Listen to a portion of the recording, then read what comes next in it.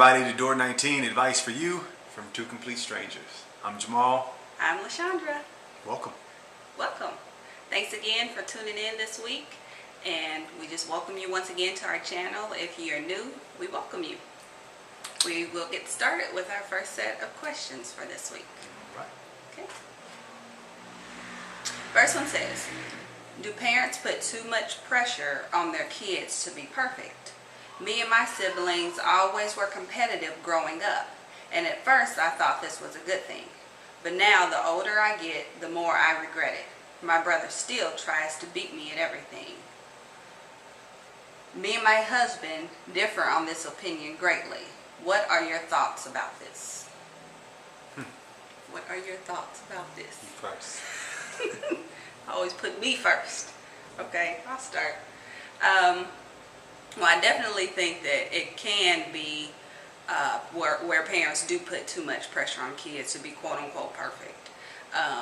There's a lot of pressure, I think, that parents place on themselves, a level of expectation that they put on themselves to not only be a great parent, but then in turn, they want their kids to, if you want to say, represent that they're good parents by how they act and the things that they do, whether it be grades, whether it be sports, you know, whatever it is. Then I do believe that there can be a level of unhealthy competition that even is unknowingly placed within the household, that you kind of pin siblings against each other, or even if you're an only child, if the parent may put too much pressure on one child themselves, you know.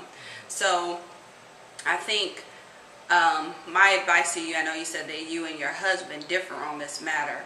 I believe it's good to discuss this with them. Each of you, you know, share your feelings about it and share the reasons why maybe you feel a certain way, and even if you haven't already, share what you have felt as a kid and now as an adult, what you feel that you go through with your brother now, and then also let your spouse share their reasonings and their opinions on why they feel that it is good to have this competition. Because I know a lot of people can kind of differ on this, because they'll think, you know, competition produces a strength or, you know, a certain character trait that they believe is important in kids. But you know, my personal opinion is that in the long run, it doesn't always pan out the way you think it will.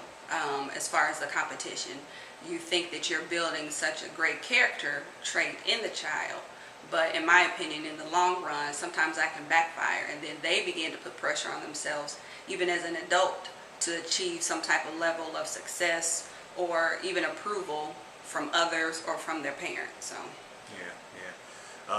ironically, we got some we were at a family member's house, and we were talking to him because we have a son and he's pretty big, and you know, everybody always saying, you know, what sports does he play? And we don't have him in any sports. Now, the funny thing is I had some advice from my brother, and you know, he said, because our son is funny, he's very bright, but he's unorganized. So he was saying, my brother was saying that you know, sometimes a little sports can produce give them a regiment. You give them a structure. A structure, you know. So I said, you know what, I never really thought about that, you know, like that, you know. But I think the biggest thing for us as parents and as people to realize, in my perception or experience, is that, you know, all of these things that go into the developing our children and everything, you know, inevitably can produce a mold on them. You know, we get molded and shaped, you know what I mean? And then when it comes down to life taking you in another direction, because life has a tendency to go a lot of the different ways, you know, your pathway or your road, whatever, it takes a lot of different shapes, and you never really know, you know, where the individual road is going to take them, you know what I mean? So if a lot of things can mold them, and like she was saying, you know, you can get a healthy sport, and they can start playing a healthy sport, and then all of a sudden they get to be an adult, and they've molded into the shape that this particular thing has shaped them in, the sport or whatever, and then it's hard for them to break away from it when it's time to break away from it. So, you know, you got to know your child and know what they are, what they're leaning towards. You know, some people have kids and they come out the gate wanting to be a dancer, you know what I mean? But maybe they look like a bodybuilder. Maybe their structure is big, and you know, we got a tendency to take our kids and put them in things or position them or drive them to things according to how they look, but not how they naturally are. You know what I mean? If you know, so you know, we got to learn how to direct and cater our kids according to the way that they're going. I believe that's the best of development. But as far as you guys not seeing eye to eye, you got to get clear. We as people, as parents, have to get clear in our understanding. We got to get clear on what is it that we are allowing to develop our kids. And you get developed in all kind of ways. There's no way around it. You know, but if you understand and you know this, then it'll probably it at times helps you to make certain decisions. Now maybe the decision is not to play sports because you know where this looks like it can go. Now are we saying it can go that way, it can go bad all the time? No. We're just saying you have to know your kids, and you have to be able to agree on knowing your kids and what's best for them as a person, as an individual. You know, not as no sports person, not as, you know, somebody who dances or whatever. You got to know your children the best way you can, and you know, lead them in the direction according to where it looks like they naturally want to go. You know, you got kids who are waking up 2 years old singing. You know, just start singing out of nowhere. You know, they singing good. You know, maybe you could put them in some singing things. You know what I mean? Some singing programs, or whatever. Maybe you got somebody, a child who's naturally athletic. You know, you can start going those ways. But just know, as parents, you don't want to make a, you know, you don't want to be so disagreeing to the point that you destroy, you know, your kids because you think it need to go this way because of how you learned it. You know what I mean? Because again, it's all about perception, development. We get developed by our environments, and you know that could be good or bad. You know, so just and just once again about the competition. You know, don't force that. And I know we may get some backlash from this because a lot of people believe in really training your children to be competitive. Right. Now the question was, what is our advice? And this is our advice. Right. This is our view. This is what we believe to be true. And we really firmly believe that competition is not good for anybody. Right. We, of course, believe that you should always encourage your child to do their very best, whatever their very best may look like. But don't lead them down that road of being competitive with everything, because to me it's a long road that ultimately leads to somewhat of a dead end, so to speak. A lot of pain, and you know, it can go deep in this particular conversation because it's really a passionate point, and I think it's passionate for everybody, especially when you talk about you know, your children or whatever. But it's you know, it breeds a lot of competition, breeds a lot of mess. So you want to stay away from it as best as you can, because you know, when your child is done, when the body is failing them, you know what I mean, they're older or whatever you want to say, it's not going to do them any good, you know what I mean. And then you think, some people think, well, it leads to other things. No, it inevitably can take you into bad places. It can help you in areas, and then other areas, a lot of different areas, is bad. So yeah. Next. All right. This person writes in, they say, I have been trying to get over a bad breakup.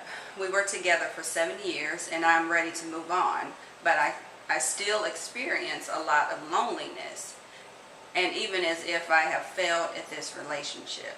I had hopes of marriage and a long-term future together.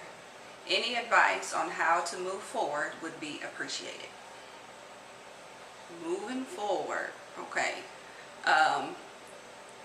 Well, a bad breakup can affect anybody. It doesn't have to mean that someone is stronger or weaker than the next person, and we all deal with breakups and with relationships and just life situations and circumstances differently, because we all are different. So someone may handle a breakup what seems to be fairly easily, and someone may deal with it a little tougher. And then even to address the feelings of loneliness, then sometimes you have to even just, I don't want to say accept the feelings of loneliness in the sense of just deal with it, but sometimes you go through moments and phases of loneliness, and you just have to get through it the very best that you can. That doesn't mean that you sulk in the loneliness or in the sadness or feeling like a failure. That doesn't mean that you sulk in it and that you throw a pity party for yourself, while you're there in it. But it does mean that you sometimes have to just let yourself go through it. Just go through it. Don't put a time frame on when you think you should be better. Don't allow someone else to put a time frame on you on when they think you should be better, or that you should have moved on already in this relationship. Like I said, everybody's different, so everybody's going to handle things differently. But just allow the moments of loneliness to pass the very best you can. But don't play into the loneliness, by constantly saying I'm so lonely or I'm such a failure.